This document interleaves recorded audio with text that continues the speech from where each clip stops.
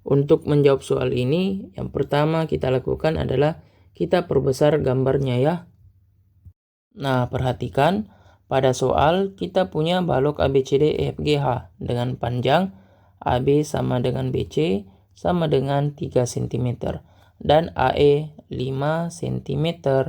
Nah, di sini P terletak pada AD sehingga AP banding PD itu 1:2. Nah, yang pertama kita bagi AD-nya ini menjadi 3 bagian.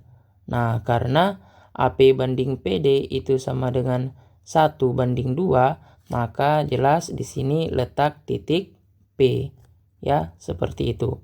Nah, selanjutnya pada titik Q pada FG sehingga FQ banding QG itu sama dengan 2:1. Cara yang sama kita bagi 3 ya FG-nya. Nah, terus FQ banding QG 2:1 artinya nah disinilah titik Q-nya berada. Oke. Nah, kemudian dikatakan bahwa alfa adalah sudut antara PQ dengan ABCD. Nah, soal ini kita diminta untuk menentukan tan alfanya.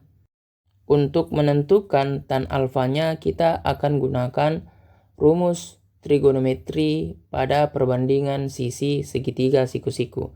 Jadi saya akan buatkan segitiga siku-siku terlebih dahulu. Nah, di sini saya proyeksikan titik Q pada garis BC. Saya namakan dengan titik Q aksen. Nah, selanjutnya saya akan hubungkan Q dengan Q aksen, kemudian P dengan Q aksen. Nah, terbentuklah segitiga siku-siku PQ Q aksen dengan siku-sikunya di Q aksen. Ya, seperti itu. Selanjutnya untuk tan alfa, rumusnya adalah sisi tegak dibagi dengan sisi alas. Jadi bisa kita tulis tan alfa itu sama dengan, nah sisi tegaknya adalah Q aksen per. Nah, untuk sisi alas yaitu P Q aksen. Nah, untuk Q aksen ini panjangnya adalah 5 karena sejajar dengan tinggi baloknya. Nah, untuk PQ aksen ini bisa kita cari dengan cara membuat segitiga yang memuat PQ aksen. Nah, idenya di sini adalah saya proyeksikan titik P pada garis BC. Nah, katakanlah di sini titik P aksen. Nah, selanjutnya saya hubungkan P aksen.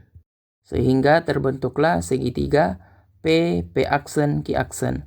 Nah, selanjutnya perhatikan alas ABCD-nya. Di dalam alas ABCD terdapat segitiga P aksen Q aksen. Nah, untuk mendapatkan PQ aksennya kita bisa gunakan rumus Pitagoras, yaitu PQ aksen sama dengan akar P aksen kuadrat ditambah P aksen Q aksen kuadrat. Nah, ini sama dengan akar. Nah, untuk P aksen ini panjangnya adalah 3 karena P aksen ini sejajar dengan rusuk dari alasnya ya, seperti itu. Nah, selanjutnya perhatikan ruas garis BC. Ruas garis BC ini panjangnya 3 cm. Nah, perhatikan ruas garis BC ini tadi telah kita bagi menjadi 3 bagian ya.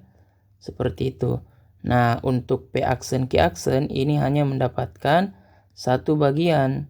Jadi bisa dikatakan bahwa P aksen Q aksen ini sama dengan 1/3 dari BC.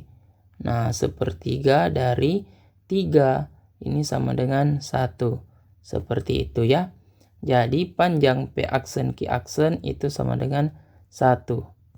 Nah, selanjutnya ini bisa kita hitung. Akar, nah 3 kuadrat itu 9 ditambah 1 kuadrat itu 1. Jadi ini sama dengan akar 9 ditambah 1 ya 10. Seperti itu.